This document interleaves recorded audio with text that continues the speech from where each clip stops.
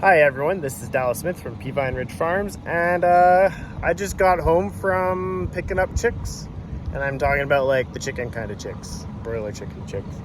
I got my 300 birds for the first part of the year in the car right now, and I'm just going to give you a taste of what I had to endure on the drive home with them for about 40 minutes. 40 minutes of an echo chamber that sounds like this. Yeah, it's enough to drive you nuts. Oh, you can see one in the corner over there. Peeking out of the box. Alright, I'll unload them and continue this video. Alright, I was in a long sleeve shirt. I switched to a t-shirt, despite it being really cold and windy still. It's really cold for April 20th. We've had plus 30 degrees Celsius this time of year. But I don't think we've broken above 11 degrees yet, so this year. So yeah, it's cold. I think it's only 4 degrees last time I checked my car, like plus 4 and degrees Celsius. And yeah, I'm wearing a t-shirt because where I'm heading with all these chicks is 29 degrees Celsius. And that's how they like it. Okay, I'm gonna start unloading them. So a couple got loose in my car. So that's 4 total that got loose in my car because I already caught 2.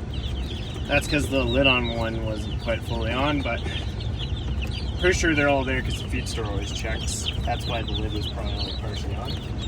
But yeah, nobody got hurt. That's what counts. So I'll be putting these 2 little guys in the brooder rather than loose in the car. Alright, I've been using this brooder for several years now. I'll actually use a better window for this. But there's only one serious design flaw that really makes it a bit of a pain. Is that the door opens this way. Now with baby chicks, you can injure them by having the door open that way. So every year I have to build a wall, and I've been usually making out of cardboard now because the wood ones actually fall apart quicker. Usually you can buy this kind of corrugated roll of cardboard from the feed store for making brooders with, like in barn brooders that just has a little wall for a little wall. But last few years I've gone to the feed store, it hasn't been available.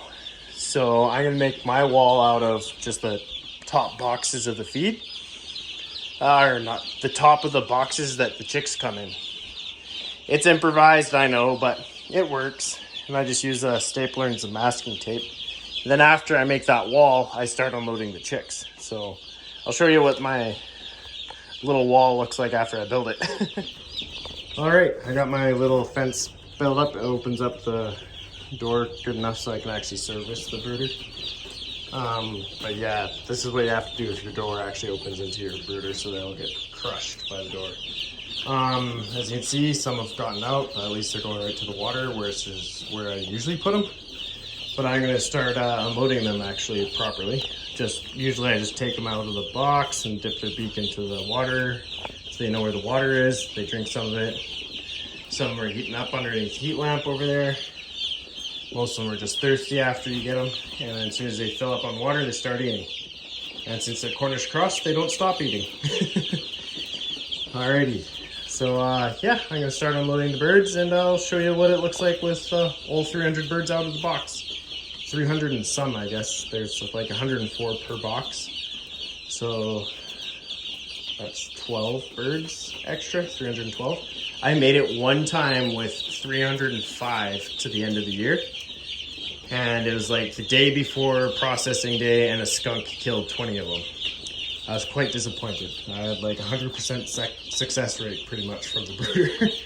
But yeah, hopefully I can replicate that, but without the skunk killing anything. I've got a couple ideas to make sure skunks don't get anywhere near these guys again. And that usually just involves me going out and patrolling at night. Making sure there's no predators out with them. Because I think the dog doesn't want to mess with skunks really. So yeah, I'll unload the birds. Alright, I'll show you what I do for unloading. So I grab the bird like that, hold him gently, and dip their beak in there so they know there's water. He drinks it and keep drinking it. Could be a she though. But yeah, see? So now they know there's water there. drink it up, and they'll be less stressed. That's what I do for water. Alrighty, I am done unloading the chicks. As you can see, there are a couple layers mixed in with these guys because my mother ordered some layers and decided we'll brood them together.